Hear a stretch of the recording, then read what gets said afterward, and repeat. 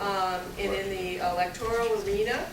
I'd like to welcome you all here today. I can't personally think of a more central question before the Left Forum than the topic of this workshop. It seems to me that at each Left Forum or other major left gathering in the U.S. that we go to, leaders that we respect take the stage, as Stanley Aronowitz did last night, and say there's no more flexibility in the system. Each battle in the future is going to be large, protracted, and require large, incredible levels of organization and a huge mass base of the size that we have not assembled in 7 decades, that we're going to have a major political vehicle that the working class and allies can join, and through which they can go into motion in their own interest. Yet there have been, to date, despite the horrendous attacks on the working class, very few efforts to create movements and electoral efforts independent of the bosses' parties, independent of the NGOs that they control, independent of the strategies tied to lesser evil politics. But suddenly, thanks to the success of the Salon campaign by Socialist Alternative, we have the ear of the whole movement on this topic. We have a panel here, extremely well prepared, to discuss what independent political action can mean in every sphere of our activity. We have activists who've run and learned from important socialist election campaigns. We have a socialist who's run as a Green and will be running for governor of New York. And we have several anti-war leaders who have fought to create anti-war organizations independent of the Democrats and Republicans for a lifetime. I'm going to introduce each one of them as they actually come to the stage to speak, and after they've all presented, we'll open the floor for questions and discussion. Our first speaker will be Christopher Hutchinson. Chris is a UPS warehouse worker in Hartford, Connecticut, a Teamster, and in 2012, he ran for U.S. Congress, was put on the ballot in a race for U.S. Congress, the seat of John Larson, and ran for that seat. He was the first socialist to be on the ballot in Connecticut in 60 years. And he's now preparing a city council race for Hartford, Connecticut. Christopher Hutchinson.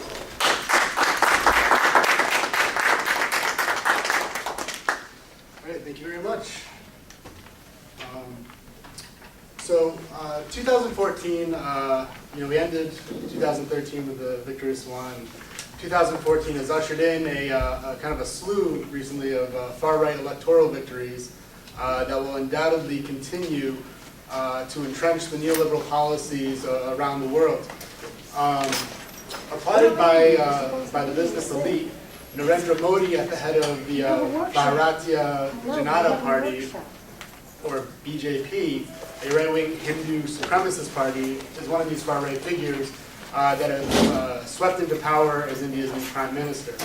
And this is a party that threatens to deport Muslims in mass and supported the outright brutal massacre of Muslims in 2002, and they now rule India. By contrast, the Congress Party, organized by the United Progressive Alliance that is propped up by the Communist Party of India, suffered big losses in this year's election, losing enough seats so as not to even register as the official opposition party. And it should be no surprise because the Congress Party, NCP, has spearheaded the neoliberal agenda that has made India safe for capitalist enterprise. This vast inequality created by these neoliberal policies. I'm just going to wait for a second. This vast inequality created by these neoliberal policies saw 100 million Indian workers take part in a general strike in February of 2013.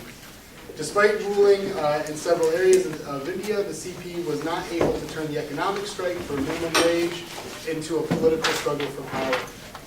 The present and past lessons of Stalinist electoral and political strategy is to form alliances with so-called radical layers of the bourgeoisie.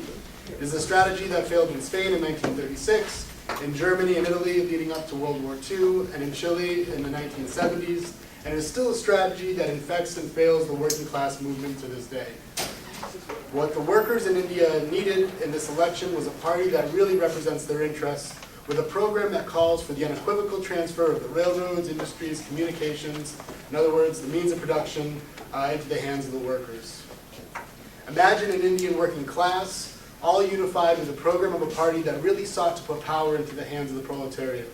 A general strike of 100 million workers could have looked very different. So why discuss India?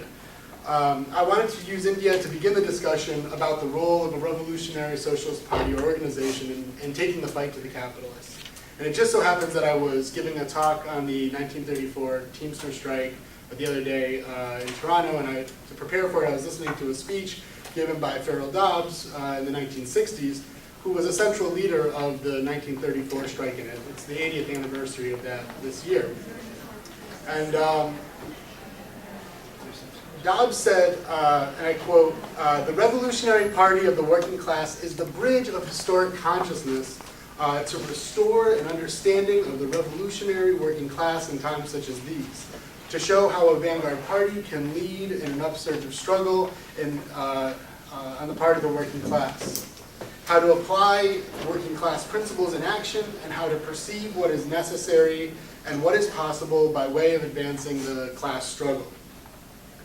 So how do we act as a bridge of historic consciousness in the electoral arena or in the streets? Do we act like the CP in India or in the United States, who in the US usher workers to the seats of the Democratic Party's political theater? In the CP's 2008 literature, it read, "A revolutionary vote is a vote for Obama." And then in 2012, their literature essentially said that workers urgently need to stand with the Democrats to beat back the onslaught of the ultra-right /Tea Party agenda. This formulation, however, is nothing but a scarecrow that feeds the illusions of a large section of workers in the US. And this strategy has decimated the working class mobilizations and in turn led to the rise of the security state as well as the deportation of millions of immigrants and the mass prison warehousing of Black and Latino people under Obama. Yet others searched for a white knight candidate like Ralph Nader. Did his run on the Green Party ticket in 2000 and 2004 advance in any real way the cause of the working class? No, it did not. Nader, by his own admission, wanted to push the Democrats to the left. The New York Times reported, quote, "Mr. Nader said a central purpose of his candidacy was to move the Democratic Party left on labor and other issues," end quote. Today, Nader has moved even farther to the right and is pushing for a coalition in his new book of the right and the left. And who does he want workers to align themselves with but Rand Paul?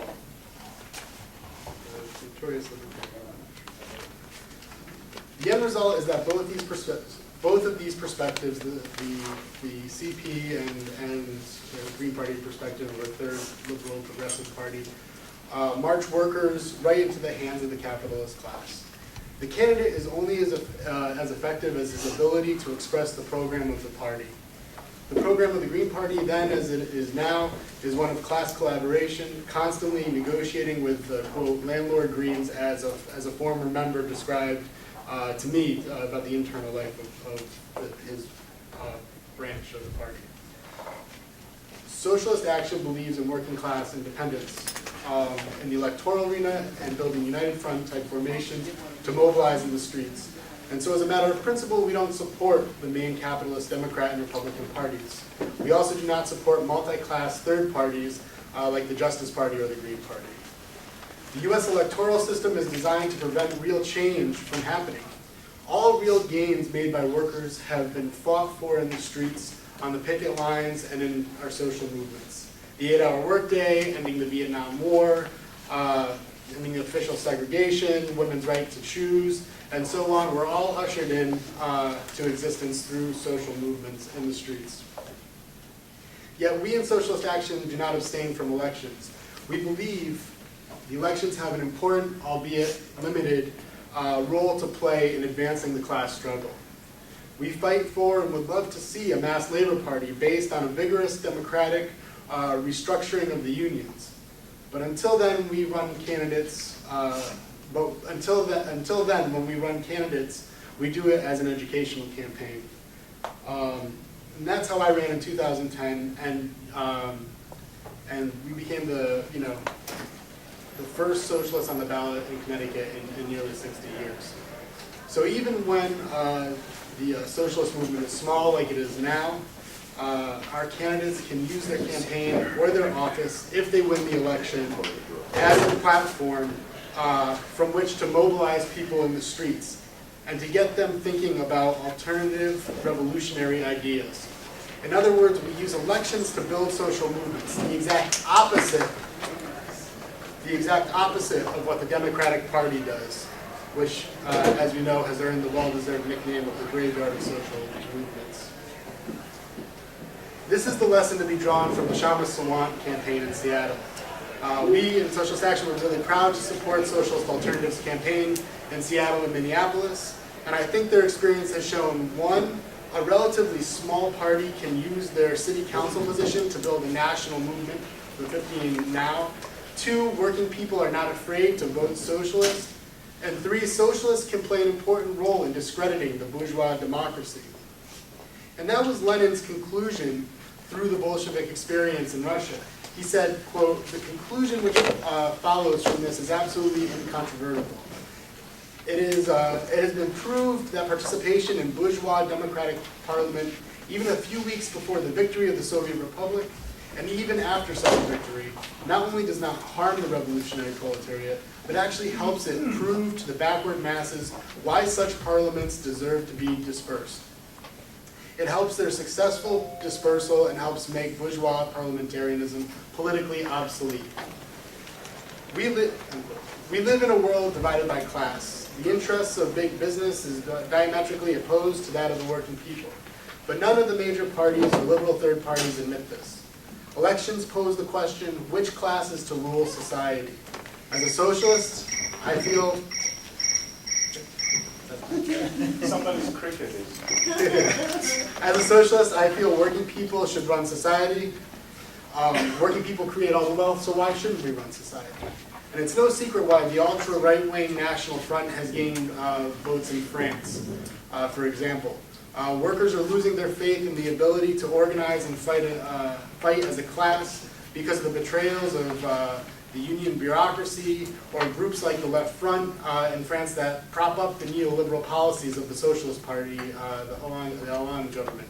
And so too does the Communist Party in France, and really our best hope is, there right now is a small group of revolutionaries inside the new anti-capitalist party that is trying to push the party in a militant revolutionary direction. In the electoral arena, and I'll conclude here, in the electoral arena or in the streets, there is no shortcut to revolution. Trading your revolutionary program for a quantity of votes will do nothing for the class struggle. What is needed to reverse this trend, What is needed to reverse this trend is a clear program that addresses the social and economic needs of the working class. Any socialist worth their salt should set out to build on Socialist Alternative's experience in every city in the U.S. And in the process, we will begin to popularize our social movements, fight for civil liberties, Palestine, labor, etc., so on and so on, whether our candidates win or lose. And that is the project we in Socialist Action want to help embark on. And as Chris said, we've already begun looking at that and discussing what that will look like in Connecticut. Thank you.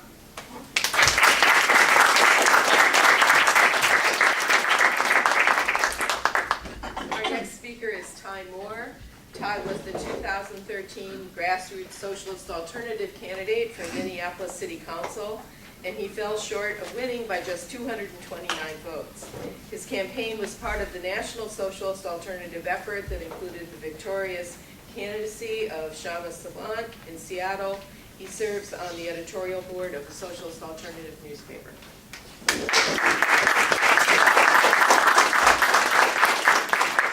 Thanks so much to Socialist Action and everybody for putting this forum together. I agree this is among the most important discussions taking place at the Left Forum in the sense of how do we build, I think there's broad recognition, not just here, but really amongst wide sections of the working class in this country, that our political system is fundamentally broken, that the two major parties do not represent the interests of working people, and that some kind of alternative is necessary. But at the same time, that's coupled with a deep pessimism about, is there an alternative? Is it possible? Can working people organize their own political voice? Is that, given the strength and power and apparent perseverance of the two capitalist parties in this country? And I think it was appropriate that Chris began the discussion with a warning that we've seen in India and more recently across Europe of what happens when the working class and the left fails to organize a serious alternative, particularly in a period of capitalist crisis. That it will mean inevitably that right-wing populist forces will be able to capture some of the energy and mood of dissatisfaction, of anger at the political establishment, and channelize it in an utterly destructive, divisive direction. There is, however, the sub-story in Europe that hasn't been as reported as much, is that in a few countries where there was a more left alternative posed, we saw the right wing, to a degree, held back. In Greece, where Syriza has emerged as a dominant left force. We have many criticisms in Socialist Alternative of Syriza's politics, but nonetheless, they were able to emerge as a most significant, the biggest political party for the first time in Greece, and held the Golden Dawn, the fascist force that has begun to develop, to only 9%. Undoubtedly, they would have gotten much more if Syriza had not stood. And in fact, if Syriza had actually put forward a more clear alternative to the crisis of capitalism by calling for things like the cancellation of the debt, the nationalization of the key sectors of the economy, undoubtedly they would have gotten, I think, more support and held Golden Dawn back further. Similarly, in the Netherlands, where it's a reformist party, but the Socialist Party of the Netherlands has been able to develop a certain base of support. They were able to hold back the Freedom Party there, which had been making gains in past elections. And so too, I think we'll see in the United States the contradiction in the 2014 elections of, despite the leftward shift on popular opinion on a whole host of different issues, whether it's LGBT rights, environmental issues, workers' rights, minimum wage issues, somehow the Republicans are widely projected to make gains again, given the demoralization and lack of enthusiasm of the Democratic Party's base, among other factors. It poses the question sharply, as capitalism moves deeper into crisis on a world scale, how can the left, how can the labor movement build a viable political alternative? So, I'm going to mainly focus on just sort of drawing out some of the lessons of our experience, both in running for office, but in particular, and in some ways more significant, in the fight for 15 in Seattle. Our aim in running Shama Sawant and myself for city council was not the idea that our organization was in a position by ourselves to fill the huge vacuum on the left of U.S. politics. Rather, we aimed to provide an example of what we believed was possible. Our goal was to use our election campaigns as a lever to push forward a wider process, especially in the organized labor movement, to make a decisive break from the Democratic Party and to build a working class broad political alternative. Now our starting point, and I think the starting point for the left in general, has to be a clear perspectives. And by perspectives, I mean a clear understanding of both where the politics and economy and capitalist society is going, but even, in some ways more crucial is understanding the shifts that are taking place, often subterranean shifts in consciousness in the class. Our perspective after 2011 was that there was an unprecedented, in many decades anyway in this country, opening for a clear left alternative. We first tested that in 2012 when we ran Shama for State House office against the Speaker of the Washington State House and received 30% of the vote for an open socialist, coming from virtually nowhere as an unknown candidate. And based on that, we thought, well, we don't think it's just unique to Seattle. We think there's a national phenomenon. We were able, in Minneapolis, to again demonstrate it. In our view, the key task of the socialist left in this period is to raise the confidence of workers that it's possible to challenge big business parties for power. We know there is mass anger, a mass desire for an alternative. But currently, that's coupled with a deep pessimism, a lack of confidence derived from decades of defeats, from misleadership from the union leaders and from social movement leaders, and the idea that there is no alternative to capitalism. So our aim was to concentrate our limited forces to demonstrate in practice that a fighting socialist alternative, a fighting working class alternative, could win a mass level of support. Now we're not against, in principle, running educational campaigns. Our affiliate organizations and other sections have done that around the world, and I think there is a place for that. But I think at this stage in U.S. history, where there is an opening that I think has been demonstrated, I think it's a task, it's an obligation of the left to try and draw together the widest possible forces to mount serious challenges. We're not going to be able to win everywhere. I mean, we didn't win in Minneapolis. But I think it is possible in a whole host of cities across this country to build what are seen as viable campaigns. And that was what was crucial. In both cases, when Sham and I established ourselves as credible candidates, and we from the very beginning aimed to do that in the eyes of the community, working class communities we were running in, we were able to win a huge outpouring of support. In Seattle, we were running on a citywide campaign. We raised $160,000 or over that.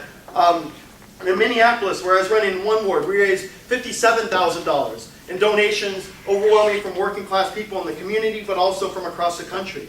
And by the way, in Seattle and Minneapolis, $57,000 was actually more than our Democratic Party opponent, more than most Democrats in the city had raised, which I think indicates, Lennon has this quote we use often that finance is distilled consciousness. It's one thing to get a thumbs up at the door, but it's another thing when someone hands you a $100 check and says, this is amazing, we really want you to win. And what it, I think, demonstrates is that there is a wide pool of potential support out there, a wide section of working class people who are totally fed up with the system, who want to see some alternative, and when they see a viable or serious challenge, are prepared to make significant sacrifices to see that succeed. We built an army of hundreds of volunteers, far outstripping the activist base of our opponents. In the final week of Shama's campaign, just to give sort of a glimpse, we called 100 rallies for Sawant on one day, and we're successful. Some of that was our own members running from one place to another, but we were successful at getting hundreds and hundreds of people out to have a presence in 100 locations across the city in one day. In Minneapolis, where we initially thought, and we won in Seattle, obviously, with nearly 100,000 votes for an open socialist. In Minneapolis, I think we only lost because the Democratic Party machine in the final weeks really saw the threat. We had, for a little, podunk ward in South Minneapolis, we had Senator Al Franken, Congressman Keith Ellison, the head of the Minnesota legislature, the mayor, all coming out doing fundraisers, robocalls, rallies for our opponent.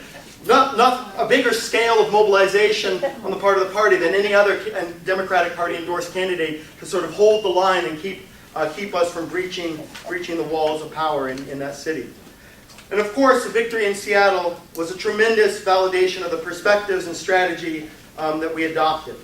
And it had a galvanizing effect, not just here in the US, but internationally. Shama, of course, is from India, which gives it a unique character, but it is notable that the Times of India, the biggest English language circulation paper in the world, had a frontline headline about the victory of a socialist in the heart of U.S. imperial. They didn't phrase it that way, in the U.S. Or our U.S. ally. Far more important, though, than simply winning the seat was the question of how we used our position in Seattle. Understandably, even many of the working people who voted for us in Seattle had a question, and reserved a certain skepticism. Would this make any difference? What is a lone socialist on a council of Democrats going to accomplish? And after all, we've seen a lot of good talkers, good politicians who talk a good game, but when they get in power, they effectively accommodate themselves, if not outright betraying the promises. And just the label socialist, it's something different. People recognize that, but that's no free pass from the point of view of most workers who have had decades of experience of betrayals. And so we had to make a serious show that, Shama will take no more than the average wage of the working people she represents, donating the rest of her $120,000 salary back to the movement. At the inauguration event for the council, which is normally a very staid affair, polite claps, suits and ties, and families for the newly elected politicians, we transformed that into a rally for a $15 an hour minimum wage and for socialism, which brought more people to City Hall than had ever been to any inauguration before, and really transformed the event, among other things. And immediately, of course, upon winning, we took the central slogan of the campaign, the $15 an hour minimum wage, and began feverish preparations to turn that into a living struggle. On Monday, in a couple days, headlines across the country will feature Seattle City Council vote to raise the minimum wage to $15 an hour, the highest in the country. And this path to victory, of course, was paved in the initial stages by the strikes of the fast food workers, by the hundreds of activists who got behind the campaign. But all but the most dishonest in the corporate media have already been forced to acknowledge the leading role of Kshama Sawant and Socialist Alternative in initiating and bringing this campaign to the forefront. It's worth quoting, I think, substantially from the London-based Guardian newspaper, who sent a reporter to Seattle. He said, quote, "Sawant can claim a good share of the credit for forcing the agenda. Seattle fast food workers got the movement off the ground, but Socialist Alternative candidate helped put 15 demand at the fore of Seattle politics by making it a centerpiece of an election campaign. She began as a rank outsider. Sawant won in November with more than 93,000 votes, socialist views, strong denunciations of capitalism, and the occasional quoting of Karl Marx, evidently no longer an immediate bar to election in the U.S. He continues, the mayor, Ed Murray, also threw his support behind the 15 campaign in the last weeks of the campaign, in part under pressure from the unions, and also as opinion polls showed more than 2/3 of Seattle residents backed the move. Once on council, Sawant used her position to keep the pressure up. She said, quote, "My election had a decisive impact. Because we have a socialist on the council, we get a massively magnified microphone for our cause." Sawant's campaign, the Guardian continues, has resonated beyond the city, giving her a degree of national recognition few local councilors ever enjoy. Despite the efforts of the Democratic Party establishment and some of their allies in the corporate media, hundreds of thousands of working people across this country, those who pay attention, will soon be aware that Seattle is winning the highest minimum wage in the country because they elected a fighting working class candidate, a socialist candidate, to the council. Those who pay closer attention and follow and try and figure out what happened there will recognize that it's only because there was an independent mobilization, a building of neighborhood committees, independent of the Democratic Party, independent of many of the union leaders. Even though we got a lot of union support, the most powerful union leaders ended up disavowing their affiliation to 15 Now that they'd given originally in our earlier honeymoon period with them, and siding with the Democratic Party against the efforts of 15 Now. They'll recognize that that was how victories were won. Now, there's always dangers to comparisons, but this, as was mentioned, this is the 80th anniversary of 1934, which I think everyone in the socialist movement, the Trotskyist movement, there's a lot of anarchists even in Minneapolis who are preparing celebrations, recognize that it was the class struggle leadership there that really broke open the whole revitalization of the labor movement. And in a small way, I think what we're hoping, what we're aiming, what we're attempting to use the victory in Seattle as a lever to demonstrate that socialist policies, class struggle policies, independent politics are the best way to get the job done, the best way to win victories for working class people. Now, we didn't, of course, get everything we want. I'm not going to have time to go in. The bill that is going to pass Monday has been substantially watered down from the demands that we initially put forward. Business, the Democratic Party, and unfortunately even many of the union leaders who supported this consensus approach of the mayor between business and labor, who didn't follow us in putting forward an independent program and going out into communities and campaigning for that, were able to exact significant concessions. But the key factor is that before they even were able to mount a serious counteroffensive, we'd won the debate on 15. It was impossible for the Democratic Party and the business leaders to do anything other than to do something that wasn't at least labeled 15. They've won a 3-year concession, a 3-year phase-in for big business when we demanded a no phase-in for big business. They've won a 7 to 8 year phase-in for small business when we said no phase-in. But nonetheless, a recent study by the University of Washington says that this vote in Seattle tomorrow is going to represent a $3 billion transfer of wealth from the pockets of big business and small business into the pockets of working class people over the next 10 years. It's going to mean by 2025,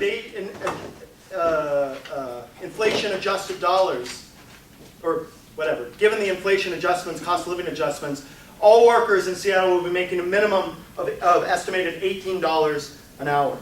And from the point of view of workers across this country, we want to educate people on the weaknesses and why this was not as strong as it could have been. But the main headline, of course, people will see is 15.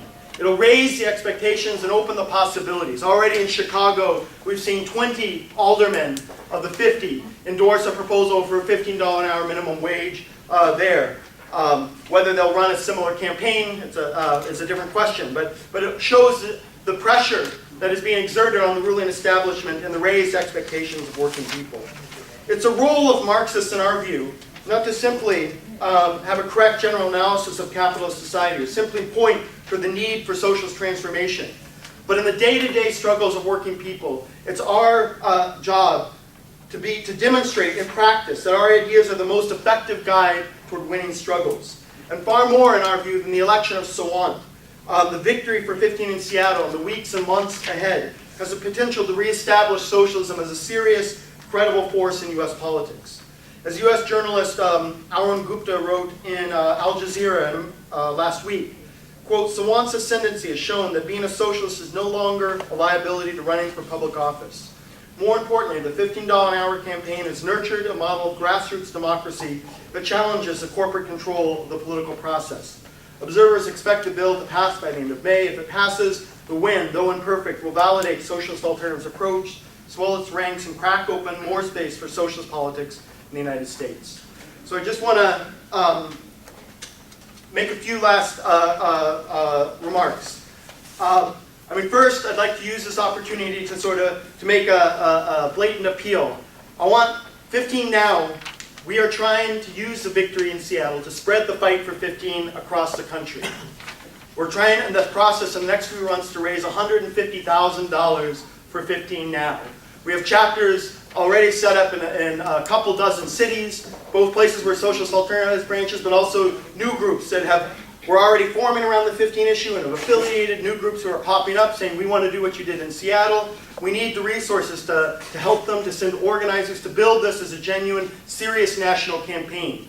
There's not a lot of hope that the 2014 elections will offer big opportunities for working people, but the minimum wage debate, the Democrats are making that a big debate for their own narrow purposes. But we want to intervene in that debate with the Fight for 15 to really demonstrate there is a political alternative on offer for working people if they organize independently, and that the struggle for wage increases, the struggle against inequality is intimately linked with the struggle to build a left in this country. So if anybody is able to give to 15 now, either a one-off donation or 15 a month sustainer, we're making an appeal. I'm sure there's folks who have the forms in this room. Finally, I just want to raise, as I mentioned at the beginning, our purpose, our goal in Socialist Alternative is not simply to sort of run our own candidates forever. We want to see the formation of a wider working class party, a wider left party. We think the unions breaking from the Democrats would be the most decisive step in that direction, but there's potentially many different roads to that path, and that is our overall goal. But we think we have an excellent position in Seattle that we're attempting to expand upon. We just announced a couple weeks ago that we're running Jess Spear, who is the director of 15 Now, for Frank Chopp's, the Speaker of the Washington State Legislature position. He was, if you remember, who we ran Shama against the first time. Interesting side note, Frank Chopp came to us in Shama's election campaign and said, quietly, so we're not keeping it quiet, look, I'll support Shama if you don't run against me again. And we, of course, rejected that, and we're not running Shama against him again. And actually, I think I got that story wrong. I'm sorry. He said he'd support 15 if we don't run Shama against him. So I confused that in my mind. But we're running Jess Spear against them. Now, it's going to be a serious challenge. They're not going to ignore us this time. It's already quite clear. He's made public. He's going to take this campaign seriously. This is a man who holds the purse strings of Washington State. He can raise a lot of money. So it's going to be a serious challenge. But we have the potential of running a viable campaign. The most influential newspaper in his district, The Stranger, for their own reasons, are endorsing our candidate. We have the potential of winning the endorsement of the Boeing workers, the machinists. because Frank Chop engineered the biggest corporate welfare package in U.S. history, giving them $9 billion to keep jobs in the state. Of course, they turn around and attack the pensions of the machinists and even export some of the jobs anyway. So there's mass anger in the city at large and the state at large, but particularly amongst the organized labor. So we have the potential to win a real base of support amongst the heavy battalions of the working class in the Seattle area, and to wage on that basis quite a serious and credible campaign. Now the most likely scenario is we're not going to win, but we're likely to get a very good vote. But if we do win a second seat in Seattle, it will demonstrate to workers across the country, to the political establishment, that it wasn't a fluke what happened with Shama, that it represents a trend, not just in Washington state politics, but in national politics. The potential for socialist politics to reestablish themselves as a serious force in the electoral arena, as well as we demonstrated with 15 in terms of building social movements. And it opens a possibility, I think that a second victory in Seattle against a powerful politician like Frank Chop would open the possibility of using that as a lever to open a much wider discussion on the U.S. left and the labor movement about the need to break from the Democratic Party and build the kind of mass-fighting, working-class alternative that this country so desperately needs. Thank you.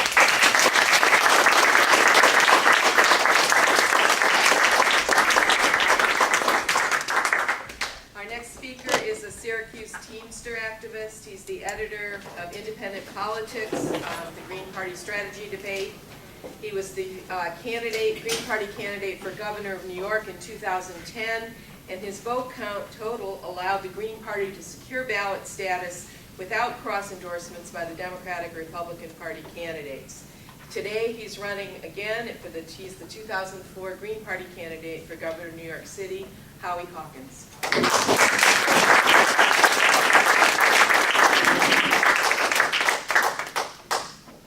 I think we have a really interesting election developing here in New York State. For those of you not from the state or following the news closely, we've had 2 polls showing that an unnamed working families candidate would get 24%, 22% in another poll. That's as much as the Republican, and it reduces Cuomo's vote to 39%. Now, I'm a working Teamster with a name, Howie Hawkins, but I'm not included in the poll. And for me, that's symbolic of how the political system treats working people. Most working people don't vote. They see 2 suits with 2 different names, and they think it's not about me, they don't know me, they don't know my issues, they can't even see me. They have no idea how I live my life, so I ain't voting. That's how the 1% rules over the 99%, because most of the 99% in the bottom 2/3, the working class, don't vote. And 1% give some rewards to the professional, managerial, and entrepreneurial middle classes, and that's how they get enough votes to keep those 2 parties in power. So I think we have issues, and I'll talk a little bit about them. But I think it's more important that out of this campaign, what we're trying to do is build a mass party like we're talking about. Now, the issues, of course, are important. One of the things we're finding is that as the Greens raise issues, the Working Families Party picks them up.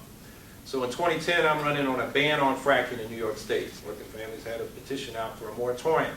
That was better than some of the environmentalists who are saying natural gas is a bridge to the renewable future. It's better than coal. But I got a lot of traction with that demand, and right after the election, Working Families is out there with a petition for a ban, which actually they're just fishing for emails. And they're 2 well-funded organizations by liberals calling for a ban. Although we find this year, when you go to the lobby day for the environment, they baited switched us, and now we're going for a 1-year moratorium on the lobby. That's how they play that game. We call for 100% clean energy by 2030, and there's a workshop went on yesterday at the first day of the Working Families Convention. They weren't talking about that until I started running this year. I went with Alice Green, who's a civil rights activist, head of the Center for Law and Justice in Albany, to deliver 10,000 signatures to Cuomo for a Truth, Justice, and Reconciliation Commission to deal with the mass incarceration and the destruction, particularly of communities of color in New York State because of the war on drugs. And, it's modeled after what they did in South Africa. We want to let the victims testify as to what's going on. We want to get the facts out on the table and find reparations for the communities that have been devastated. And then the Working Families Petition or platform come out this week in draft form, and there's a Truth, Justice, and Reconciliation Commission on it. Fine, we're having influence on them. But the problem with them is they want to elect more Democrats, and our goal is to elect independent progressives. Because the Democrats, you know, we call for a Green New Deal, economic human rights, the things that Roosevelt put on the table in his 1944 State of the Union address, saying we need the right to a job, living wages, health care, good education, affordable housing. And today we say a Green New Deal because we need a healthy environment and we need to deal with the climate crisis. So we call it a Green New Deal. That was 71 years ago. And the Democrats had majorities, they didn't deliver. In 1963, we went to Washington and asked for the same things, not the environmental demand. The wage demand was $2 an hour. Just for inflation today, that's $15.44. So when we ask for 15, we're asking for less than King and Randolph and those people did in 1963. We ain't asking for too much. So the issues are important, but I would argue that people move politically on their guts as much as their brain. And when working people feel alienated, how do we bring them into the process? And I think the watchword for us is we got to organize, not just mobilize. Now, I don't want to pick on working families, but they get their lists, and then they send the e-blasts, and they say, sign this petition, go to this picket, come to this meeting where we're going to talk things, and actually you don't talk, you hear, you listen.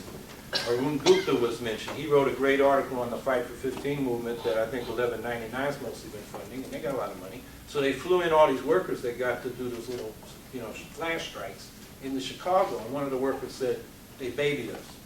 They didn't want to hear from us. They want to tell us what to do. And, we're tired of being treated like that. What we need is a political party that does what SNCC did in Mississippi with the Mississippi Freedom Democrats. Bob Moses was teaching math at Harvard. Muriel Tillinghast, who some of you know from Brooklyn, was from Howard University. They didn't speak for the Mississippi Freedom Democrats. They organized those people down there who will elect their own leaders. And that's where we got Fannie Lou Hamer. So when Johnson sent Mondale and Hubert Humphrey to tell him to take this deal where you get 2 token seats in the back and we'll deal with civil rights in '68. Fannie Lou Hamer said, I've been sick and tired all my life. I'm sick and tired of being sick and tired, and told Mondale and Humphrey where they could stick that proposal, where the sun won't shine. And, King was ready to compromise. All the civil rights leaders were ready to compromise, but when working people speak for themselves, we don't compromise because it's our rights. And that's why we need the line of demarcation should be political independence. You don't have to be a socialist with it on your forehead. You can be a green, you can be just somebody that knows we got to speak for ourselves. And then we need, Lynn put it once nicely, I think, we need a socialist party that doesn't expel the IWW. So that we can talk through our differences and agree to work together on the programs that we agree upon. So I think that's the key thing we need to do. And what we need to do is really form the working class, because right now we're segmented. We got the corporate sector, a lot of us unionized. Is that on time or? Okay. Go ahead. A lot of us unionized. And then we got the competitive sector. They're not unionized. They kind of resent us with unions. And then the public employees over there, they got a little more security. The unions are a little bit more secure. Cuomo is, he said in 2010, a week before the election, in the New York Times, he had one of his people come out and say, private union's good, public union's bad, especially teachers. And, that was divide and conquer. So, and then we got all the people in the system, the welfare system, the criminal justice system. They're working class, but they're kind of barred from working, given, especially if they went through the criminal justice system. So all these segments of our class they're suspicious of each other, they're not talking. We've got the most segregated schools in the country in New York. You saw that study come out. That's based on housing segregation that was planned. We got a damn Democratic Secretary of Education was asked on TV, I saw this a couple of weeks ago, what are you going to do about New York's most segregated schools in the nation? This is asked by Joe Scarborough, conservative.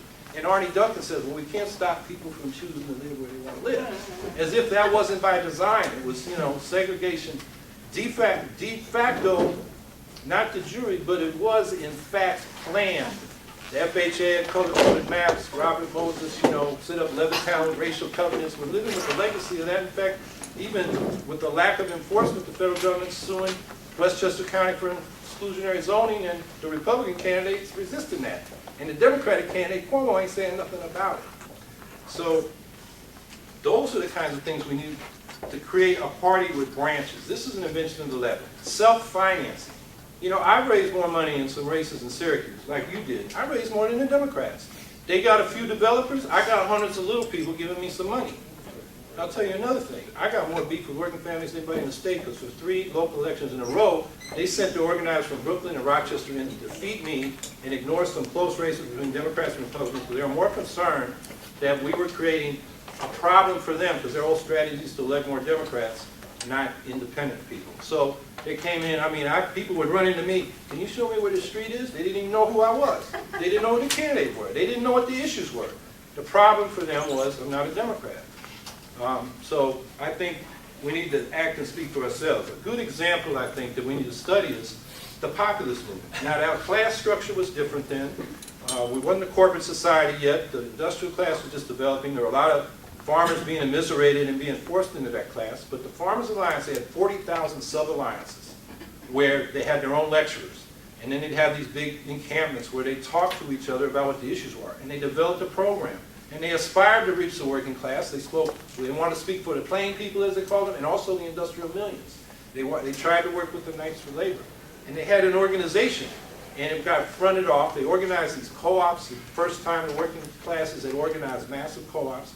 And they got fronted off in politics by the political structure, which made it difficult for them to do their credit co-ops and their marketing co-ops and their purchasing co-ops. So they had to get into politics. And the mistake they made is they formed like a traditional American political party, where you call a convention and everybody in the district, whatever their party, can come and elect delegates.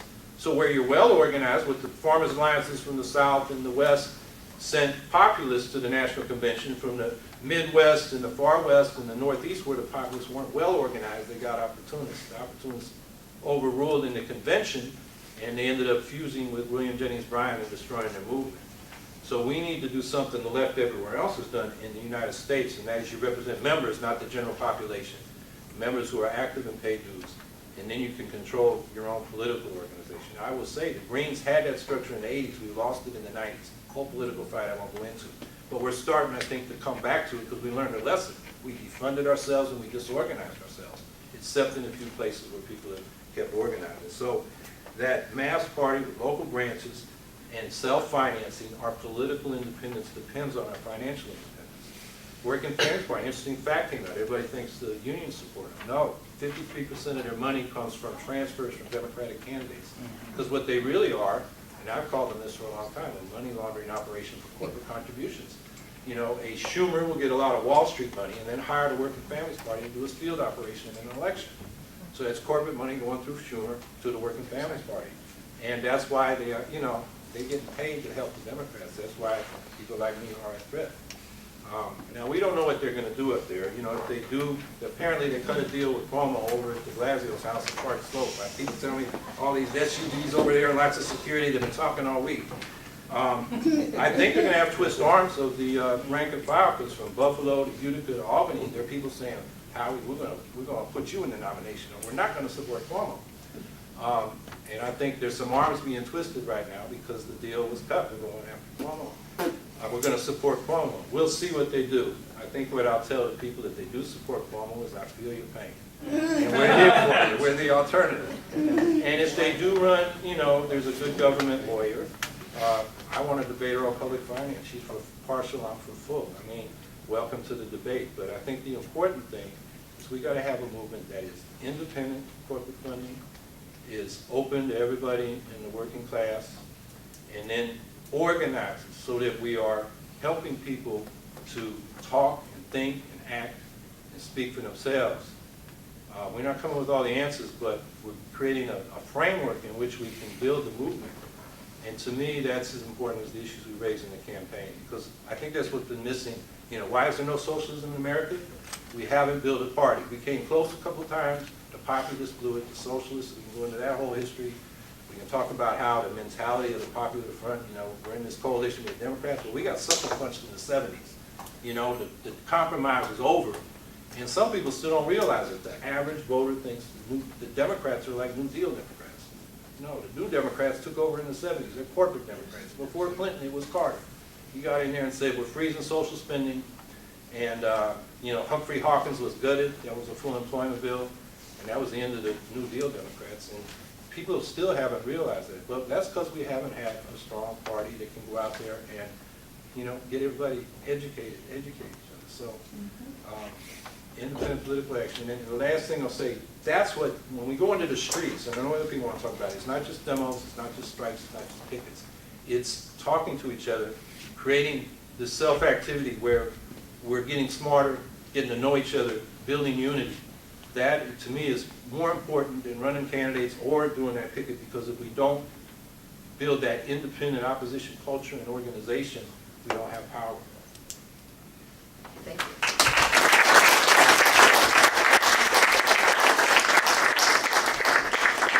We're going to move into another little section of our panel before the discussion. That is, we want to talk about independent political action outside the electoral arena.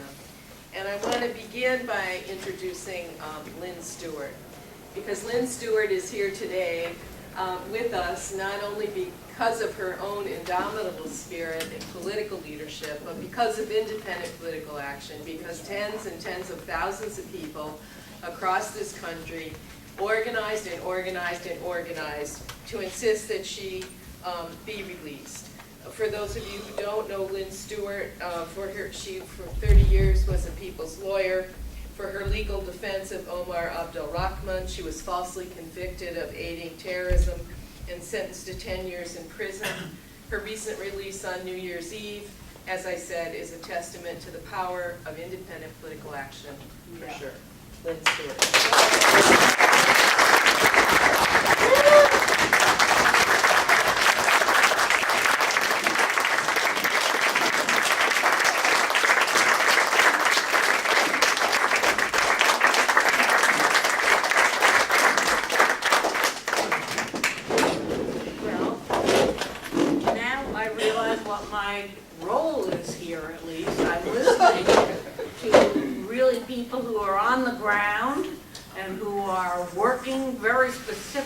Through new parties, working very specifically to not form new parties, but to influence voters.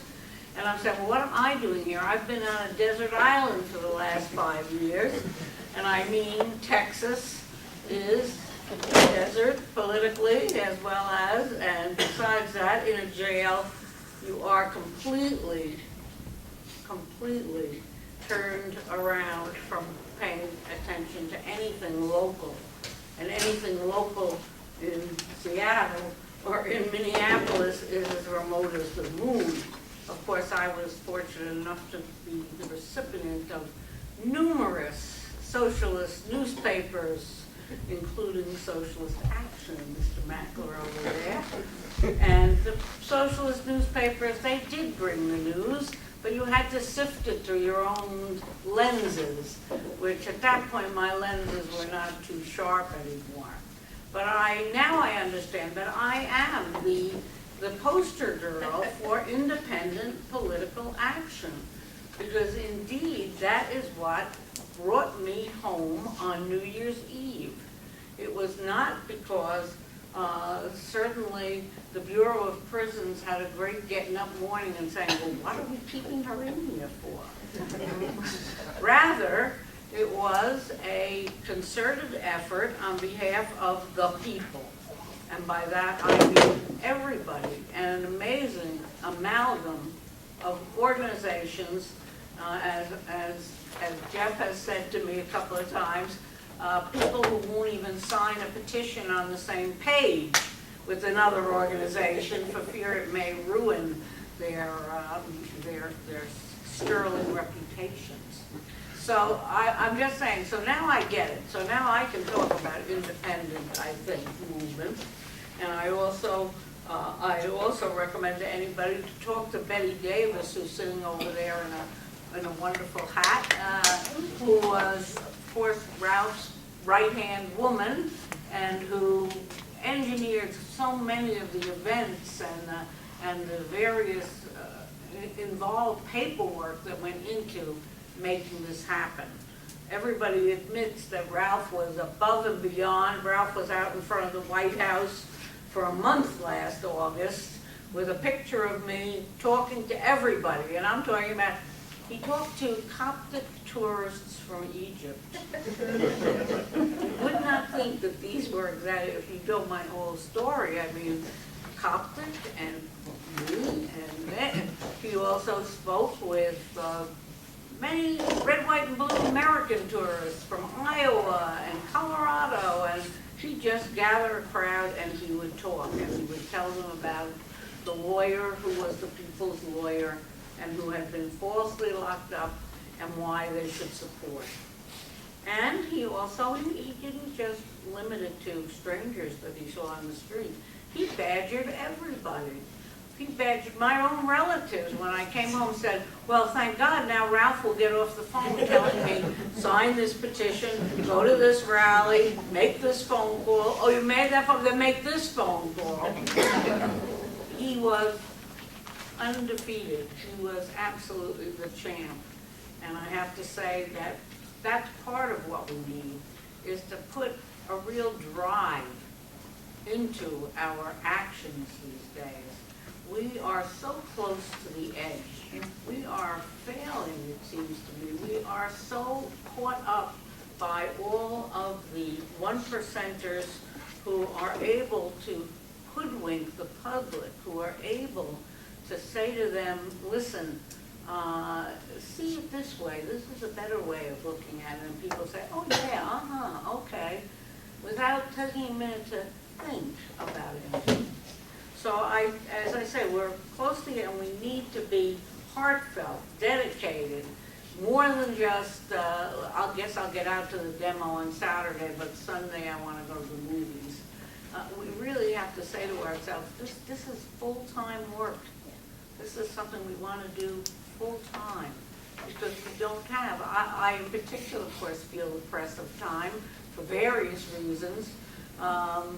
But the fact of the matter is we all feel the press of time, because our whole world is crumbling around us, to say nothing of the rights of the people or the ability of the people to be free.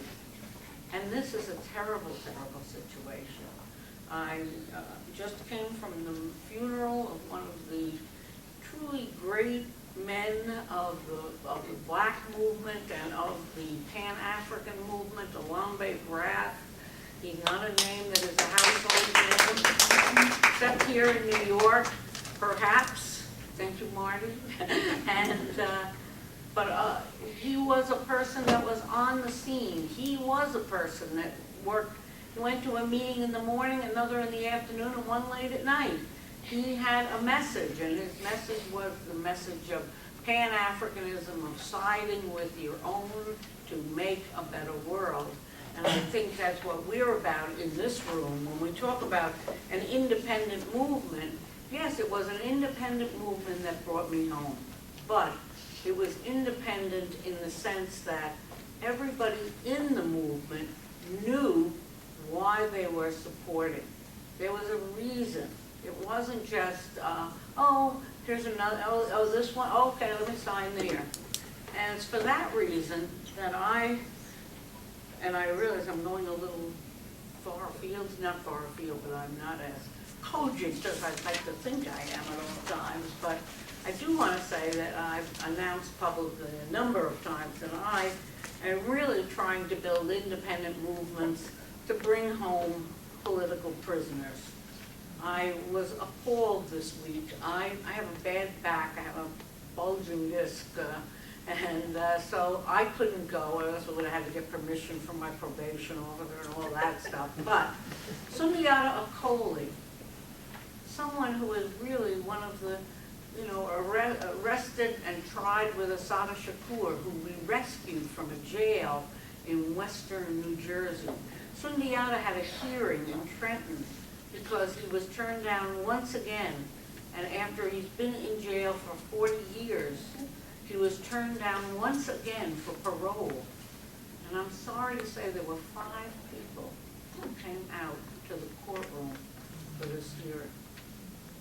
Now, I'm not asking where were you on the night of such and such when the Black Panthers did that, or where were you when they announced perhaps very machismo programs or whatever, or were you giving breakfast to the kids? That's not what I'm saying. I'm saying people like Sundiata, who gave up everything for the politics. She had been a graduate of Prairie View. She had gotten a job working for, yes, NASA, and he was part of the original thing that put the monkeys up in the air and sent Alan Shepard into space. I see a few people out can remember those days, the early post-Sputnik days. And he came to Harlem. He got enamored of the black politics, the power politics of the era, and he never went back to NASA. He wrote a wonderful story about his experience in NASA for my grandson to present to his class. And I tell you, it really is heartwarming, and almost overwhelming when we realize if you went to each one of the so-called, not so-called, but truly political prisoners, they're in jail because of their politics. You may not like their politics, you may say they were wrong-headed, they were adventurers, they were left-wing, whatevers, but they believed, and they truly believe in us now. They truly believe we can save them. And I hope I stand here as the living proof of that. Because so many people, my own daughter-in-law said to Ralph the other day, she said, when you painted Lynne's house in Brooklyn, a year after I had gone to jail, when you painted that house, we all thought you were crazy. Why paint the house? She's in jail. She's never coming back. Now that's my own dear family. And you know, that was how many people felt. I think part of the joy on New Year's Day this year was because something happened that we didn't expect. It's almost like, offering up prayer, offering up supplication, smoke signals, and you get an answer. And it's the answer you asked for. And people were absolutely amazed. Joyous, totally joyous. I cannot tell you. I'm back from a 5-place tour in the Bay Area, and every single place, Sacramento, San Jose, over in Marin County, Oakland, just such joy. San Francisco. Joy. Oh yes, the Mission District where, well, I had always told everybody, I said to Ralph, I said, listen, when I come home, I want to be welcomed by a brass band. And do you know, in the Mission District of San Francisco, there was a brass band that welcomed me. Not just a brass band, but a leftist brass band.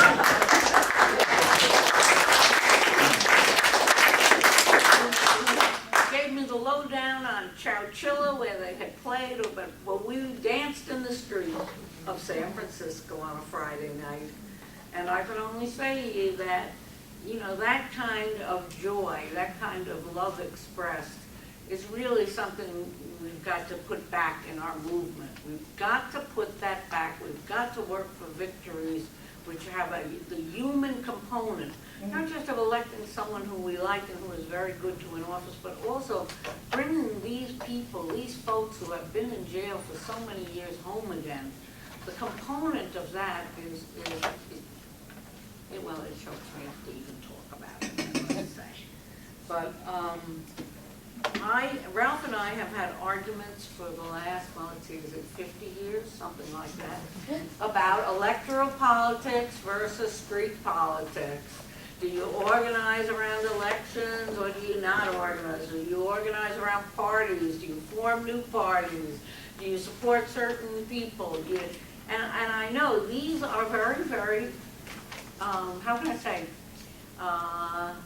elucidate, it'll open up your brain. You get to think about this stuff and what you can do in the system in which we're trapped right now, what we can do to make it work better for us and to expose the irrationality of what we're living in at the same time. So I think those things are very important, and I think that I can quote a few of the things I heard that I loved, which was, we were fighting Socialist Alternative. You know, there's somehow a rumor out there that, you know, we're all wusses, we don't fight, we just talk, we just theorize, we're not down and dirty, we're just, you know, nice folks that have different ideas. But we can be fighting, and we should be fighting, because we're trying to save the world, aren't we? That's what we're trying to do. So I must say that I think that we can, with the electoral process, and Howie Hawkins is the best example I can think of, just be out there and giving us an alternative, provide an example to unions why they should break with the Democratic Party. I'm not sure most unions think of themselves as being part of the Democrats, except on the boardroom level. I think most union rank and file think, what are we doing here? Why are we so enmeshed with these people who don't do anything for us? But, you know, I'm going back a long ways when I say that, when to talk about being part of a union. I have 1 minute left. I do want to say that I want to thank everyone here. I think everyone here had a name on a petition or a phone call in at some point, and I couldn't have come home without that support. And I will also say that, you know, we just had to make it so bad for the elected officials that they could do nothing else. They had to bring me home, because it was do that or face all of you. In the context they didn't want to face you in. And I say to you that,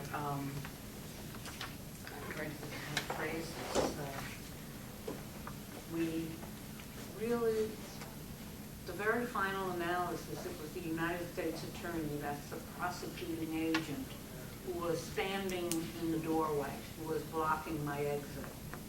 And we knew this, but we didn't know why. He wanted me to do a mea culpa and fall on my sword and say, you know, remorse. Oh, I have great remorse. Oh, everything I did was wrong. And finally, after discussing it with close and dear friends, I decided I couldn't do it. I just couldn't do it. And even though I didn't want to really look my grandchildren in the eye and say, yeah, well, Grandma could have written a letter and come home to you. I didn't want to say that because I didn't think they were old enough to grasp that. But I'm saying they're going to have to. That's all. It was somewhere along the line. And that was it. I was not about to betray the people, the law students who say, I wasn't going to go to law school until I read about you. Now I'm going to law school. I want to be a lawyer just like you. Or the lady, an old lady, 90 years old. See, I'm an old lady, but she's an old lady. And she said, I have your picture on my refrigerator door. And every day when I go in to make my coffee, I see you there, and it gives me courage to get through the day. Yes.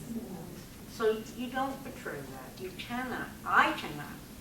You have to be the symbol. You be the fighter that people expect you to be. And that's what I expect to do. I'm not going to give in to this cancer business, although sometimes it lays me a little low. But, and we're going to keep right on fighting for the people and get the people to fight for themselves.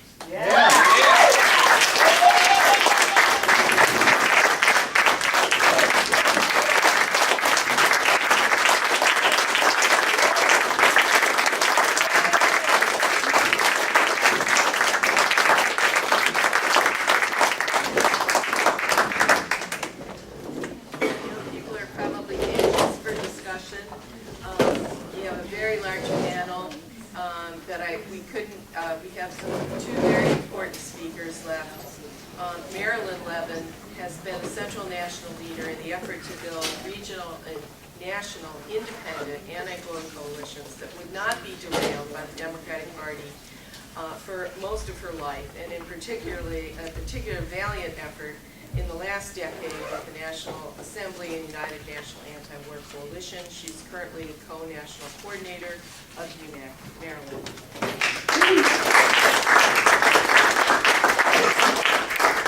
I want to thank Socialist Action and all of you for coming.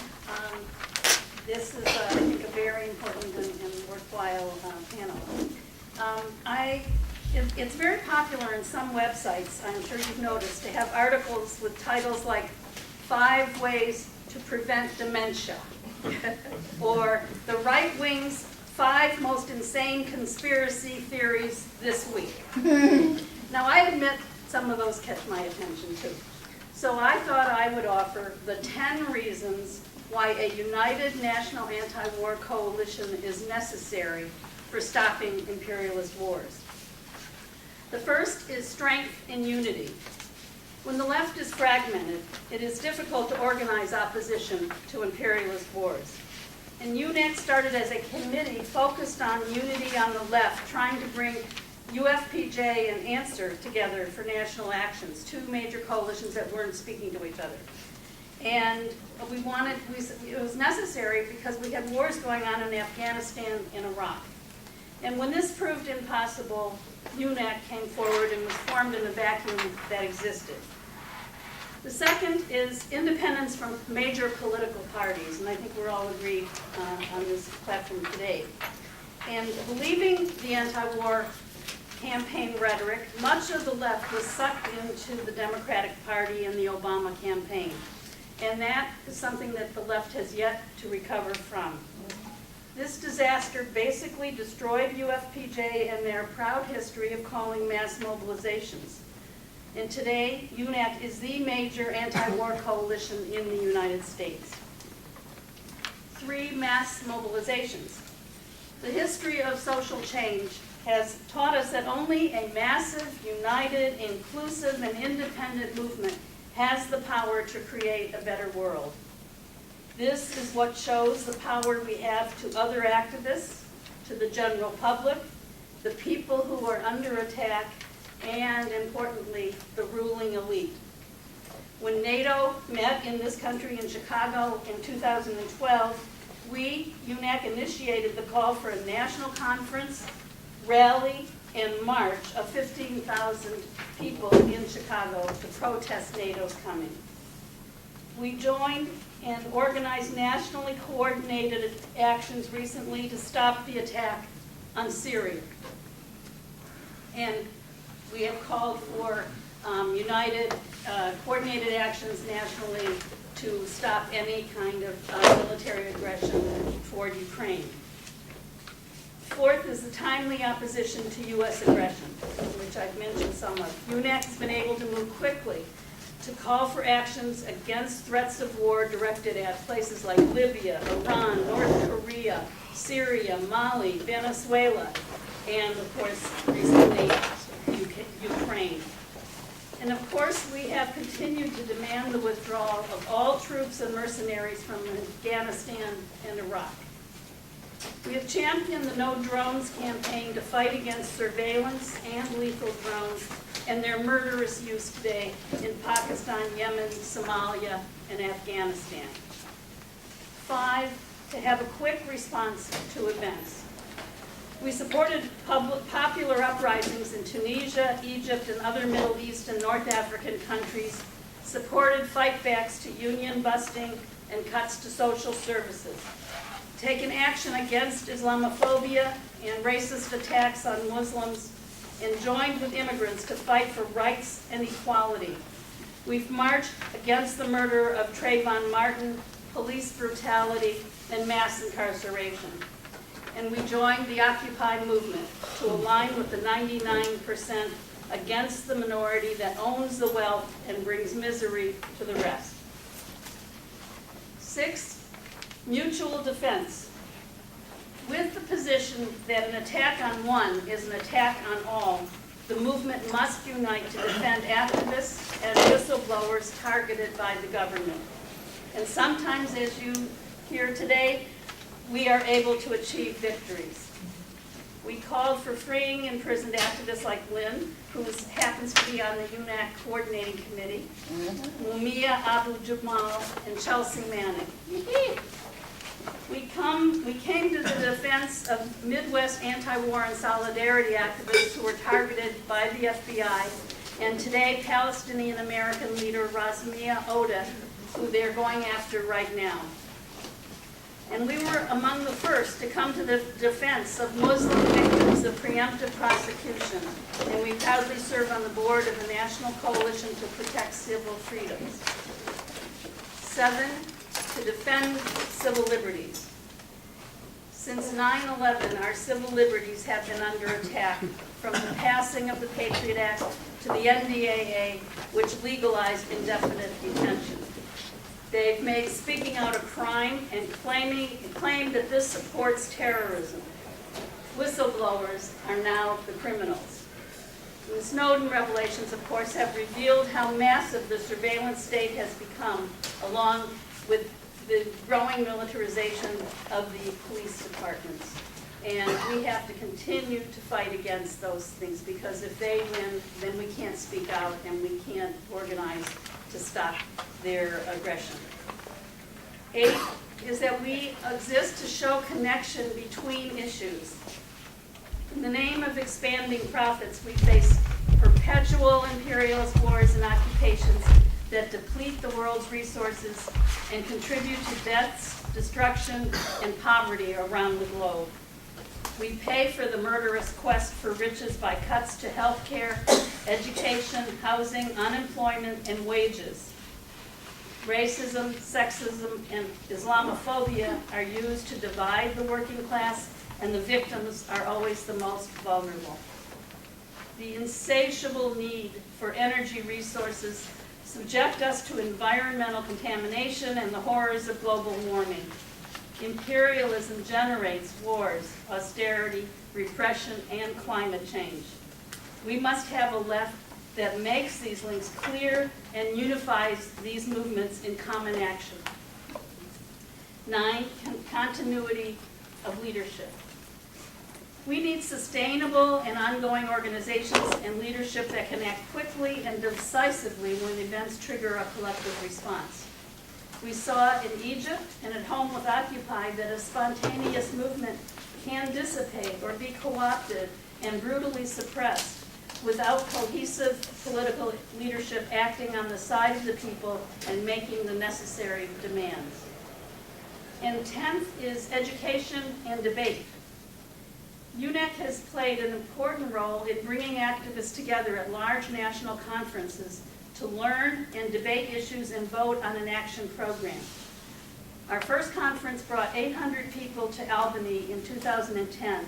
We had a major debate on U.S. support for Israel and the need to join the struggle for Palestinian rights. For the first time, the movement took the position of ending all U.S. support to Israel and support for BDS, boycotts, divestment and sanctions, I hope. A stance that has contributed to advancing this movement in the United States. We lost some support from Zionist apologists, but we proudly gained the respect of Palestinians and solidarity activists and showed what principled politics look like. We hold educational conferences, national conference calls, and organized a national tour last year for Afghan leader Malalaya Joya. We are now currently planning our next conference, and we'll hope that all of you come. You'll hear about it if you're on our mailing list, and that was circulating around, so be sure if you're not already on the UNAC mailing list to sign up. And any organizations that are not members of our coalition, please come and talk to us. We'd love to have you join us. Thank you.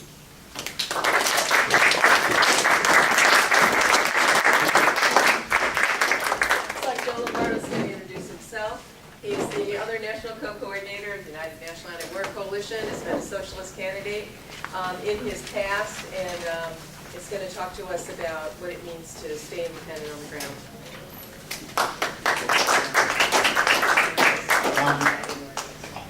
I was a socialist candidate. I ran as a candidate for the Socialist Workers' Party, which I was in a number of years ago. And this was a number of years ago, a number of decades ago, in Cincinnati, Ohio. But it was very different than the socialist campaigns today. And the major reason is that politics has changed, and the economy and political life of the country has changed. Back then, it was just an educational campaign. We'd get our politics out, we would recruit people to our movement, we would say what we want. The real good thing that the Socialist Alternative has done is they decided to win. And the time was right to make that decision, and they did win. Even Ty won, even though he's not holding office right now, because of the tremendous vote that he got, and he showed us all that it is something that can be done. I think part of what politics and the economy that has changed, if you just look at since like 1999, when we had the first rally against globalization in Seattle, we now have a globalized economy like never before. Globalization, things like NAFTA, CAFTA, TPP, and so forth, are being used to drive down expectations and wages and the living standards of people all throughout the world and in this country.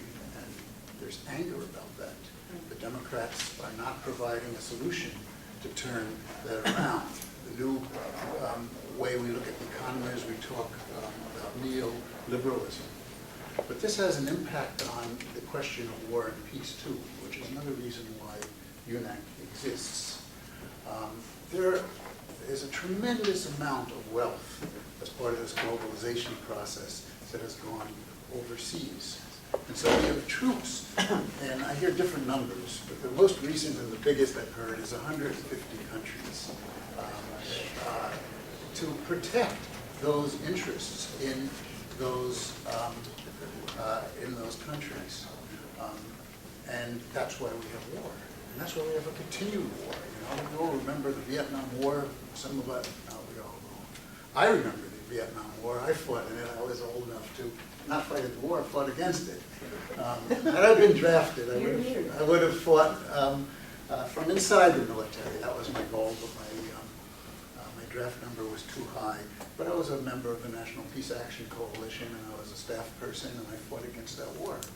And they talked about having this consciousness in the American people after that war. They called it the Vietnam syndrome. That was not a label that the movement did. That was a label that the powers that be, the ruling class of the 1% gave it. And it was that people didn't want to see another quagmire. They didn't want to see wars. They didn't want to continue to see these wars happening and so forth.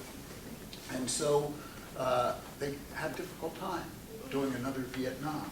It took them to Iraq, an entire generation, until they could do it again. They were continually fighting and militarizing and doing coups and all this kind of stuff that they always do for the 1% in this country. But it took them to Iraq, or Afghanistan and then Iraq.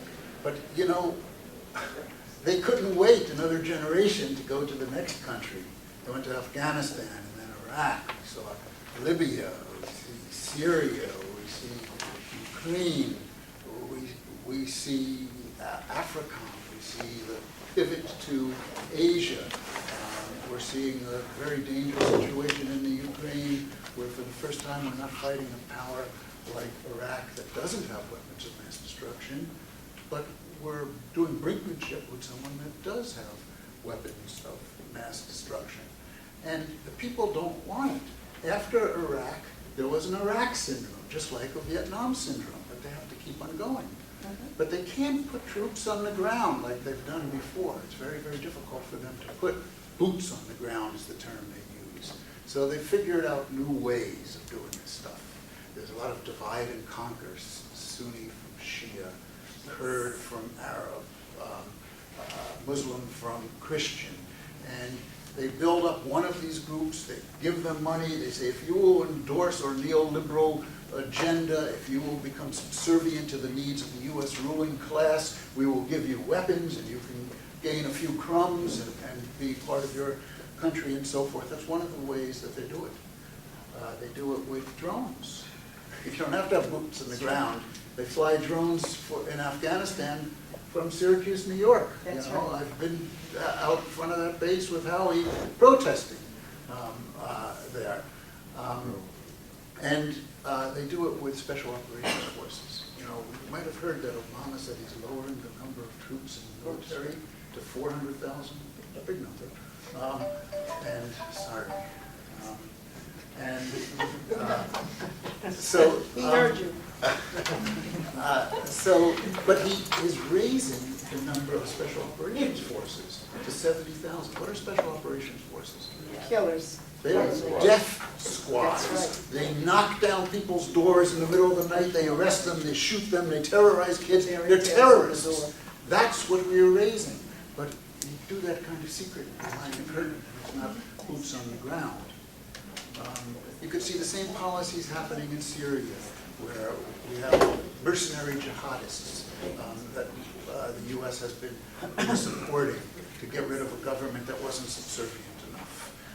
You see it in the Ukraine, and you see it in other places.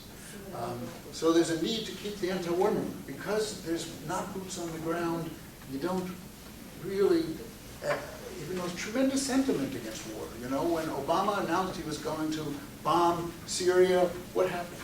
There was a tremendous outcry. UNEC put out a call. Usually when we put out calls in this particular period, we get dozens of people that call demonstrations in different cities around the country. We had well over 100 then, and they were large where they happened, larger than they were before, not to the extent that we need, because people don't want to see that. So there's a need to keep this going, because there will be continued war, and there will be times when we will be mobilizing in numbers that we've seen before, in ways that we saw in Tahrir Square in Egypt and other places, and we know that can make a huge difference. Now, when we look at the anti-war movement, UNAC folks have looked at the various strategies for anti-war. I break the strategies down for an anti-war movement into three categories. One I call liberalism, the other I call ultra-leftism, and the third I call mass action. Now, what is liberalism? Well, a liberal does what you have learned to do from kindergarten in this society, that there are people elected, and those are the people that make decisions. You don't make the decisions. Those are the people that make decisions. So liberalism in the anti-war movement and its manifestation of many groups is, well, we want to do a lot of lobbying, you know. And I've been on a lot of these lobbying things. Some people say, I think we really got his ear. I think, you know, typically what I think they do is they act as a buffer. They drain our energy and so forth. It's not that I'm against lobbying as such, but I'm against that as the primary strategy of a movement. And people have to go through that experience somehow to understand that. The next is I call ultra-leftism. And ultra-leftism has many different forms. People who are going to be violent, people who are going to do various kinds of civil disobedience. And again, I'm not against civil disobedience, and I've done it myself. But as an individual, as small, very small groups that don't do things, if they do civil disobedience, sometimes it's good because they get attention, they get in the media, and they put the issue in front of people, so people can continue the debate and continue to mobilize and organize in ways that they can.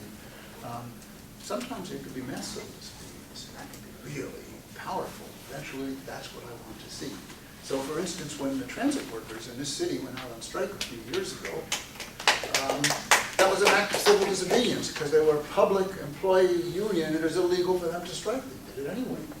And everybody in this city said, the powers that be, they said, wow, when they go out on strike, everybody's going to have to walk across the Brooklyn Bridge to get to work. And they're going to have to walk to work, and everybody's going to hate them.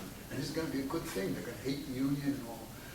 Well, I was here during that period, and people walked across the Brooklyn Bridge, and people walked and so forth, sometimes carrying cups of coffee to give to the workers on the picket line. That's right. And they had incredible sympathy for these people because they knew they were fighting their fight, they were doing something that they wanted them to do, and they called off the strike very quickly after that. and some gains were made. But not everything, you know, but that was a piece of mass civil disobedience, but it was a mass civil disobedience. UNAC calls for mass action. If you think of liberalism and ultra-leftism, think of it as a child and a parent. That's one way I think of it. The child goes into the store with his mother, and he sees a toy. He says to the mother, I want that toy. So lobbying his mother for the toy. Please can I have that toy? I need that toy. Please let me have that toy. Mother says, no, no, no. Then the child goes into the ultra-left phase. He gets on the floor, he kicks his feet, he screams, he shouts, I want that toy, you give me that toy, I'm going to embarrass you, I'm going to do all this kind of stuff. My kids did this with me. You know, in both cases, what they're doing is trying to get their mother to give them what they need. And that's what we do with both ultra-leftism and liberalism. We're trying to get the powers that we are told have the power to do something. The third idea is when you get to the point and you say, well, she's not going to give me that toy. I have to figure out how to get it my own way, and I have to work or whatever as I grow up and become an adult and figure out these things. And that's what mass action does. It says to people, we can't rely on them to do it, we have to do it ourselves. And that's why it's independent political action. And when we do that in the kind of numbers, we can see that it brings results. Whatever happened with the revolt that went on in Egypt, when billions came out to Tahrir Square, they took down one of the longest standing dictators in 18 days. And it was replicated in other places because people started understanding the power of mass action. That's the independent power that we have. And that's the expression of independent power in the anti-war movement that we want to do. Let me just say one other thing. When UNAC was formed, it was formed at a conference in Albany. And we marched from that conference, after that conference, to a local mosque where Muslims were under attack. We saw the attacks on Muslims in this country as the domestic side of the war on terror. And the anti-war movement in the Albany area had been working with these Muslims for a while. And it was very symbolic, the anti-war movement coming to the Muslims, coming to this thing, and we held a rally in the mosque. A little while later, I called up Lynne, and I said, Lynne, we've been defending these Muslims in Albany, but we noticed the same kinds of cases, we call them preemptive prosecution cases. They were going after, putting FBI people in these mosques and convicting them of getting convicted. The same kind of cases are happening all over, and we want to form a group, a coalition that can raise these issues, try to bring together all these forces, and so we can have more force. So I said to Lynne, would you come down and be the keynote speaker at a new conference we're doing to form an organization called Project Salam, which is going to deal with all these. Then jumped in a car and was there. No time flat, gave a great talk, and we formed Project Salam. But you know something about the Muslim cause? When you do it, you understand independent political action. Because every damn Republican, every damn Democrat is on the other side. You're not going to be able to get their support. You have to understand that you have to organize independently and win people over to your sides, and you have to convince people what's wrong with this whole attack on Muslims. And so that's what we did, and many, many people understood that. Now, when I ran for office, I ran against a Republican, a liberal Republican. His name was Gradison.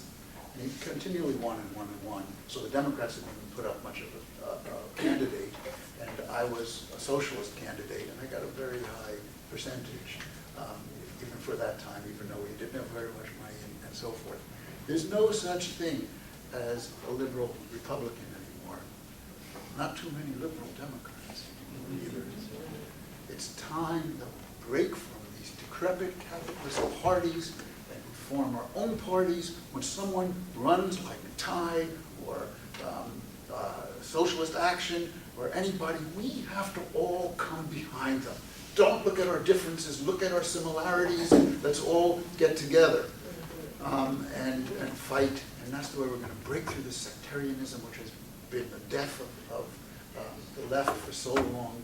And that's how eventually we are going to bring down our dictators like they did in those 18 days, and our capitalist government, and provide a society that's will be good for all people. Thank you.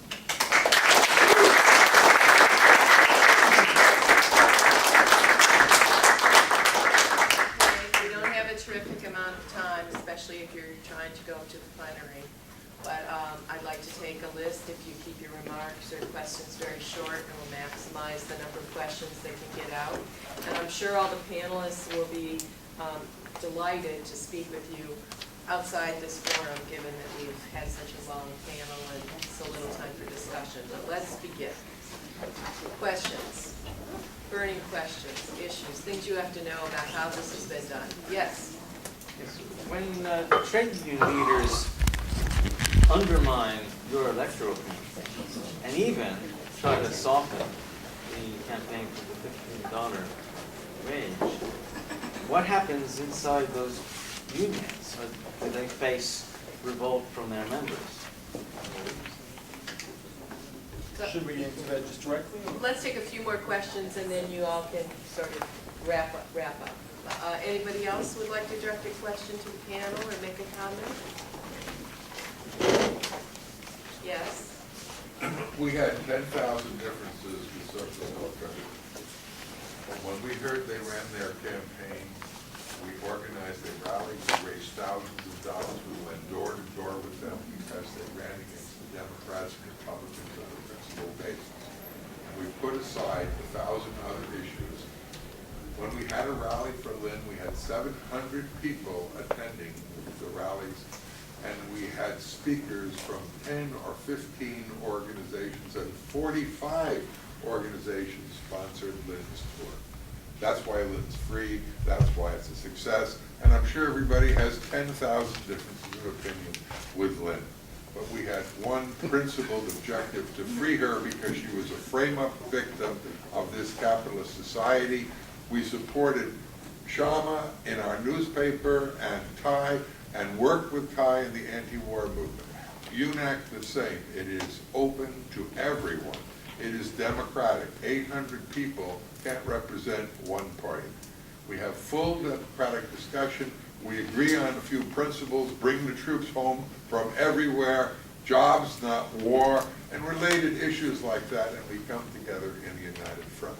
The combination of mass action, united front of the whole movement and its allies, and independent political action in the electoral and political, or in the political arena, is coming through very bright. And I'm really proud of this panel for speaking so well on it. Yes? Just And then I'll keep you. one point. It's true that maybe there are a lot of people, different organizations, that may have had 1,000 reasons why they disagreed with Lynne. But one thing they could not deny was her integrity and her warriorship and her devotion to the cause of human rights. Very similar things happened in Harlem when Malcolm X started speaking. There was no one who could find fault with his integrity. Everybody said he walks the walk that he talks. And each one of us is in a microcosm. We come from something, and someone's always watching us. So if you have integrity to what you stand for, and you're just fair, you can go to people and talk to them, and they will come part of the way. Queen Mother Moore used to say, they may not walk all the way to the lion's head with you. They will walk a part of the way. And different people will join us, different parts of the road. That's what we need. That's what you call a movement. Yes? My question is to Howie Hawkins. What do you make of the former student activist at NYU and now the mayor who calls himself a progressive in every sentence, trying to come to the rescue of Andrew Cuomo upstate today? Okay, panel. You can respond. Howie, would you like to go first? Well, Bill de Blasio is a Democrat. He's a new Democrat. He's a Clinton Democrat. He's funded by the real estate industry. he decided, from what I understand, to run to the left after Lou ran into trouble. Lou was, pretty much taken out. He was getting traction, people liked him, but some of his fundraisers goofed up there. So my running mate from 2010, Gloria Matera, ran against de Blasio twice for city council. And she calls her opposition research file on him the blah blah. So that's my take. He's a regular Democrat, and he's, his affordable housing plan doesn't deal with housing segregation or discrimination, exclusionary zoning, and he's trying to help the real estate industry make money. And the New York City people can probably do a much more detailed thing than I can from Syracuse. Can I address the union thing too? Please do.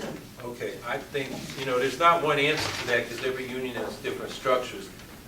Generally, rank and file aren't a part of the discussion. I mean, we've had some unions, UE, which is a very small union, less than 100,000. They have lively conferences. I went to OCAW, Oil, Chemical, and Atomic Workers, back in the day when they were trying to figure out how to get out of these toxic industries they're in. And boy, they would really slug it out. I mean, everything was on the table. And then you have 1199. Their local runs from Buffalo to Florida up to Bangor, Maine. It's too big. It's run by the staff.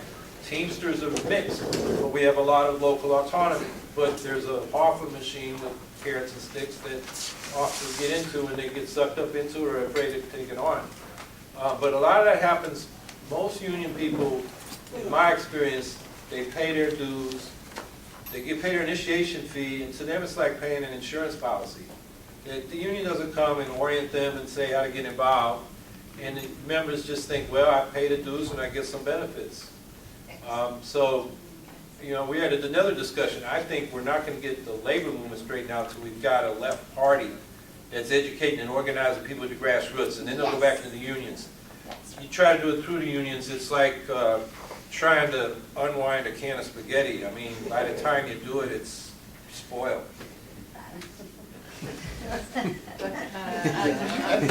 and then Ty. I've been a member of the labor movement for many, many years. I'm a member of CSEA, which is a public employees union, the largest public employees union in the state of New York. We have 500,000 members in the state of New York.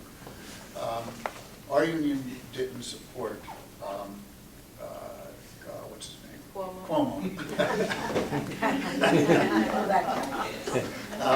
Last time, because he ran on a program, he was very, very clear. He ran on a program for austerity and to destroy some of the benefits that we had in the wage structures and everything. He was anti-labor, and so we didn't support him.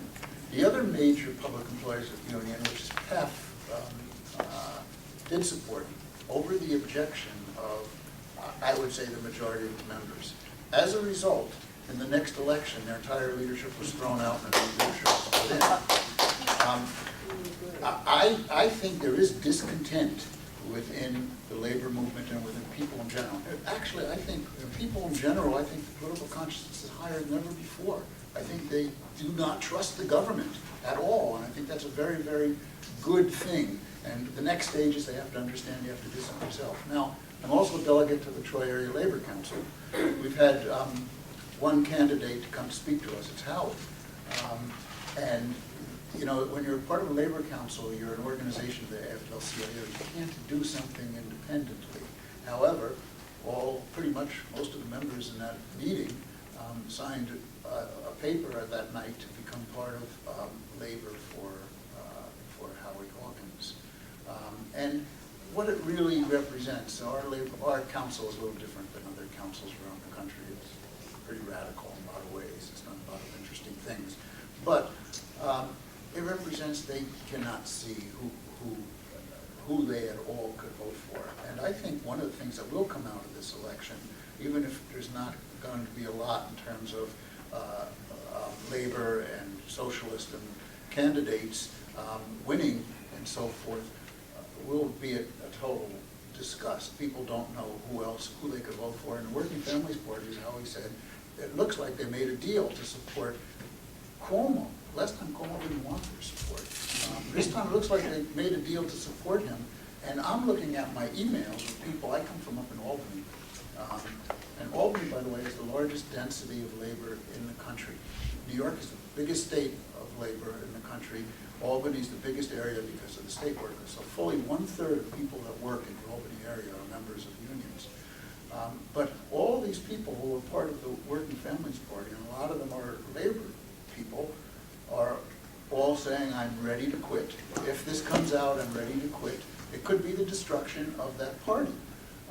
And you know, I think the same thing's going to happen with the Democrats on a national and local level. There's going to be more people trying to look for solutions, that this is no longer a solution, and things are getting desperate. So I think that's important.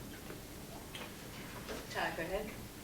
Just to answer the question, two kind of anecdotes that help sort of elaborate what we did in election campaigns. In Minnesota, in Minneapolis, I was able to win, this surprised even us, the endorsement of SEIU Minnesota State Council, which is, you know, an organization of 4 locals, 30,000 workers who are one of the biggest political players and biggest contributors to the Democrats in Washington State. And you know, we didn't think it was very likely we'd get this, but we thought we'd try anyway. We had a number of several staffers who, you know, we'd done solidarity work. They had a good relationship with us. They'd done civil disobedience and occupied homes actions and things like that. So they gave me some guidance about whatever. And we realized when we counted up, we had, you know, about 15 rank and file workers in SEI. Most of them not very engaged in the union, correctly, with a very cynical attitude toward their leadership. But we realized we could mobilize all these people to their screening meeting. And if the screening committee didn't have it was executive board that got to decide. Very rarely, we understood, did the executive board go against the recommendations of the, you know, so-called rank and file screening committee. So we mobilized our supporters to the screening committee. We, you know, you prepped very hard with the staffers who were supportive, and sort of posed the question: look, you know, you don't have any Republican here. I'm speaking much more consistently. I've been on your picket lines. I've been to every solidarity event that SEIU has asked us to be at for the last, you know, 8 years. You know, what's the risk? And we're running a viable campaign. You know, you should endorse this. And we won overwhelmingly the support of the screening committee, and it made it very difficult for the leadership. They ended up endorsing us. And we brought the leader of SEIU 26, who's part of the DNC, to some of our rallies to explain his support for our campaign. And he, you know, gave a series of awkward speeches where we openly criticized the Democrats. He made crack jokes about it. It was funny to be endorsing a socialist, or he actually never used that word, but endorsing a candidate while being on, you know, so it opened up a discussion and gave confidence to a lot of these more left-wing members of SEIU, because it's not a democratic union, that it was possible, you know, there was room to be able to force a debate and push their leadership elsewhere. In Seattle, where SEIU was never going to endorse us, they organized, in fact, a rally of fast food workers to support our opponent. Our opponent had not endorsed 15 at this stage. We were the only candidate. Shama was the only candidate supporting 15. And we showed up to every rally for the fast food workers and SEIU rally with big banners. Shama Sawant supports 15. They were really annoyed at us and told us to go away all the time, but we were there. So they organized a rally because we were beginning to capture the 15 thing, and they'd endorsed our opponent. And a fast food worker who was one of the heroes of the movement, who was supporting us, one of our Shama's open supporters. We arranged with him in advance. He got up to give his speech, as he did at every one of these, and he said at the end of his speech, and now I want to introduce you know, one of our greatest supporters, Shama Sawant, to the stage, and the leadership could do nothing about it. And the media reported, instead of it being an event for our opponent, it effectively became an event for us. And again, it demonstrated that when you have a base of support, you know, there are, even in the most undemocratic unions, there's, you know, the leadership nonetheless has to a degree, reflect the pressure and frustrations. Majority of SEIU members in Seattle said they voted for us, even the staffers, et cetera. You know, we're using our position now in the council to try and expose at every stage all the, you know, to work with the union leaders as much as they'll work with us, to bring them on board at every stage, but when they don't bring on board, not to have those quiet discussions behind the scenes, but to, you know, to expose their limitations. It's hard, it's complicated, we're adjusting. We can't have a denunciatory approach all the time, especially for Shama in her position, but I think it's an ongoing process. It's a method of the United Front, effectively. You put demands and requests on the leaders of other working class organizations, and to the degree that they will carry that out or refuse that alliance, helps expose in front of the wider sections of working class who's going to consistently fight their interests. Howie? Yeah, I think what Ty was saying, if you're consistently out there, the unions will come to you. I just put a clipping out here. The headline is Unions Green Party tell New York leaders proposed tax breaks won't help poor and working class. That's Cuomo's proposals. And CSEA did endorse me in local races. At the state level this year, what happened in 2010 is CSEA and the teachers, NYSA, walked out of the room so the AFL could get 2/3 and back Cuomo. I've been talking to people high up in their political operations. They're not leaving the room this year. If the state AFL doesn't endorse Cuomo, then Troy, Labor Council, there's another one, won't say what it is right now, but they want to endorse me. I'm speaking to another one on Wednesday. I've even been asked by some Teamster locals to try to go to the Teamster conference up in Lake George, which, I mean, that's where the mob used to meet. Now, but there's still a lot of Italians there. They were joking about that when I was up in Long Island City, yeah, but I mean, they're still joking about it, but they're saying, to have you there would be a real different situation than we've had in the past. So that's to say there are openings, and they're watching us like we're watching them, and they're beginning to say, man, we're not getting anything from the Democrats. So that's just to say that don't write them off, but it's also very difficult. On that note, folks, we're way over, and thank you all for your patience and your